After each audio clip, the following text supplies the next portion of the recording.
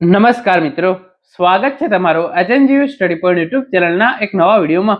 રાજ્ય પરીક્ષા બોર્ડ દ્વારા ટેટ 1 પરીક્ષાનું પરિણામ આખરે જાહેર કરી દેવામાં આવ્યું છે.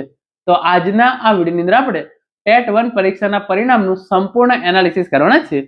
કુલ કેટલા ઉમેદવારો પાસ થયા, ટેટ 1 પરીક્ષાનું પરિણામ હવે આવી ગયું છે તો શિક્ષકોની નવી કેટલી જગ્યાઓ માટે ભરતી થશે અને કેટલા માર્ક્સ તમારે ટેટ 1 પરીક્ષાની અંદર હોય તો આ ભરતીની અંદર તમારો ચાન્સ રહેશે, એના વિશેની સંપૂર્ણ ચર્ચા આપણે વિગતવાર કરવાના છે. તો સૌપ્રથમ તમે અહીંયા જોઈ શકો છો કેટલા ઉમેદવારો પાસ થયા આપણે એની માહિતી મેળવીશું, પછી કેટલી જગ્યાઓ માટે ભરતી થશે એના વિશેની વાત કરીશું અને અંતમાં કેટલા માર્ક્સ હોય તો તમારો ચાન્સ રહેશે એની સંપૂર્ણ ચર્ચા કરીશું. તો હવે શરૂ કરીએ આજનો આ વિડીયો.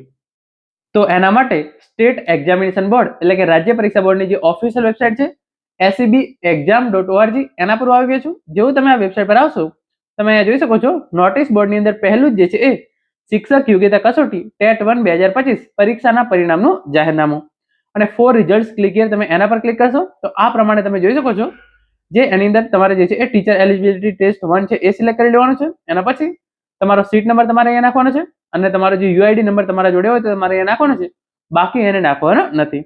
સીટ નંબર અને તમારે જે છે એ ડેટ ઓફ બર્થ નાખી અને તમે અહીંયા જોઈ શકો છો નીચે તમને લખેલું છે સબમિટ, તમારે એના પર જે છે એ ક્લિક કરશો તો તમારા કેટલા માર્ક્સ આવે છે એ તમે જોઈ શકશો. તો તમારા કેટલા માર્ક્સ થાય છે એ તમે જરૂરથી કોમેન્ટ કરો. હવે જે છે આપણે ઓફિશિયલ જાહેરનામું છે એને ઓપન કરી લઈએ તો તમે જોઈ શકો છો શિક્ષક યોગ્યતા કસોટી ટેટ 1 2025 પરિણામ જાહેરનામું. આપણે છેક નીચે જતા રહીએ તો તમે જોઈ શકો છો ગુજરાતી માધ્યમની અંદર કુલ 10,825 ઉમેદવારો પાસ થયા છે, અંગ્રેજી માધ્યમની અંદર કુલ 98 ઉમેદવારો પાસ થયા છે અને હિન્દી માધ્યમની અંદર કુલ 104 ઉમેદવારો જે છે એ પાસ થયા છે.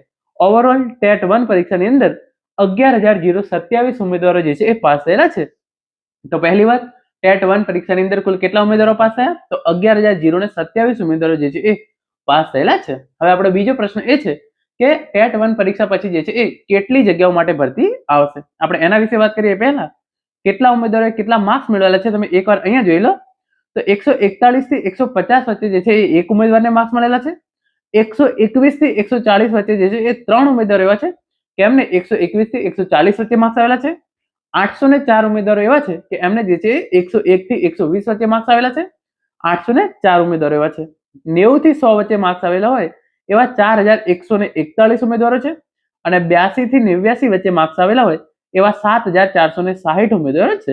બાકીના જે ઉમેદવારો જે છે એ આ તમામ ઉમેદવારોને જે છે એ ફેલ ગણવામાં આવશે, કારણ કે તમે જો SC ST OBC EWS કેટેગરીમાં આવતા હોય તો તમારે પાસ થવા માટે 82 માર્ક્સ લાવવા જરૂરી છે અને તમે જનરલ કેટેગરીની અંદર આવતા હોય તો તમારે પાસ થવા માટે 90 માર્ક્સ લાવવા જરૂરી છે. એની ઇન્ફોર્મેશન પણ તમે અહીંયા જોઈ શકો છો આગળ જે છે આપવામાં આવેલી છે. રિઝર્વ કેટેગરી માટે 82 માર્ક્સ અને બાકીના જે જનરલ કેટેગરીના ઉમેદવારો છે એમને પાસ થવા માટે 90 માર્ક્સ લાવવા જરૂરી છે. તો તમે અહીંયા જોઈ શકો છો કે કુલ કેટલા ઉમેદવારો જે છે એ પાસ થયેલા છે તો 7,460 પ્લસ 4,141 પ્લસ 804 પ્લસ 3 પ્લસ 1, અહીંયા જે છે એ 82 થી 89, તો આ પ્રમાણે તમે જોઈ શકો છો કુલ જે છે એ 11,027 ઉમેદવારો એવા છે કે જે ટેટ 1 પરીક્ષાની અંદર પાસ થયેલા છે. હવે કેટલી જગ્યાઓ માટે ભરતી આવશે અને તમારે કેટલા માર્ક્સ હોય તો આ ભરતીની અંદર તમારો ચાન્સ રહેશે એના વિશેની વાત આપણે વિડીયોની અંદર આગળ કરીએ. તો તમે અહીંયા જોઈ શકો છો એ પ્રમાણે ટેટ 1 પરીક્ષાનું પરિણામ જે છે એ ઊંચું આવેલું છે. 2023 ની અંદર પરીક્ષા લેવામાં આવી હતી ત્યારે માત્ર 3% પરિણામ આવ્યું હતું અને આ વખતે જે છે એ 12% પરિણામ આવ્યું છે. અને પરિણામ ઊંચું આવવાનું કારણ જે છે એ શું છે તો એનું કારણ તમે અહીંયા જોઈ શકો છો 2018 ની પરીક્ષામાં 8.36% પરિણામ આવ્યું હતું, 2023 ની પરીક્ષાની અંદર માત્ર 3.78% જે છે એ પરિણામ આવ્યું હતું અને આ વખતે જે છે એ ગત બે પરીક્ષા કરતા ઊંચું પરિણામ આવવા પાછળનું મુખ્ય કારણ વિદ્યાર્થીઓને વધુ 30 મિનિટનો સમય આપવાનું જાણવા મળે છે. આ પરીક્ષામાં 120 મિનિટનો સમય કરાતા પરિણામમાં સુધારો થયો છે. તો આ પ્રમાણે તમે જોઈ શકો છો આ વખતે તમને 120 મિનિટનો સમય આપવામાં આવ્યો હતો 90 મિનિટના બદલે, એના કારણે જે છે એ ઘણા બધા વિદ્યાર્થીઓ જે છે એ આ પરીક્ષાની અંદર પાસ થયેલા છે.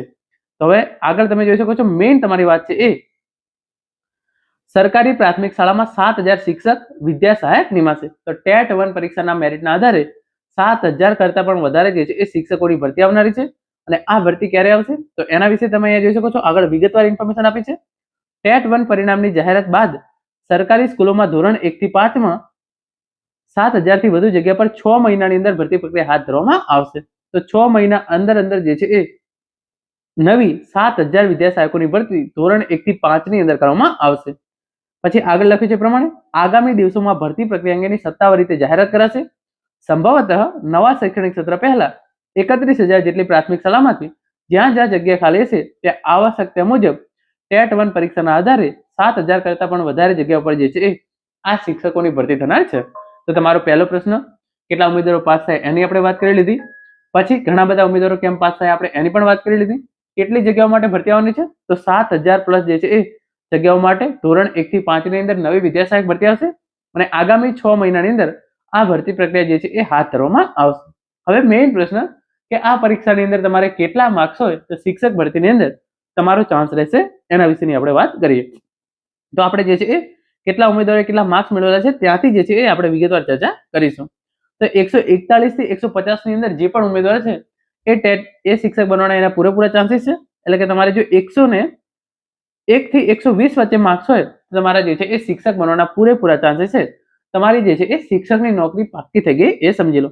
કારણ કે 804 પ્લસ 3 પ્લસ 1 તો 808 ઉમેદવારો આ એવા થઈ ગયા કે જે 7,000 જગ્યાઓ છે એમાંથી 808 જગ્યાઓ તો જે છે એ આ ઉમેદવારોને જ મળશે. તો આટલી જગ્યાઓ જે છે એ પેક થઈ ગઈ છે. એના પછી તમે માર્ક્સ જોઈ લો 90 થી 100 વચ્ચેના માર્ક્સ. અહીંયા જે છે એ 4,141 ઉમેદવારો એવા છે. તો અહીંયા ઘણા બધા ઉમેદવારો જે છે એ એવા હશે કે જે SC, ST, OBC અને EWS કેટેગરીના હશે અને ઘણા બધા ઉમેદવારો એવા હશે મોસ્ટ ઓફ ઉમેદવારો એવા છે કે જે છે જનરલ કેટેગરીના છે.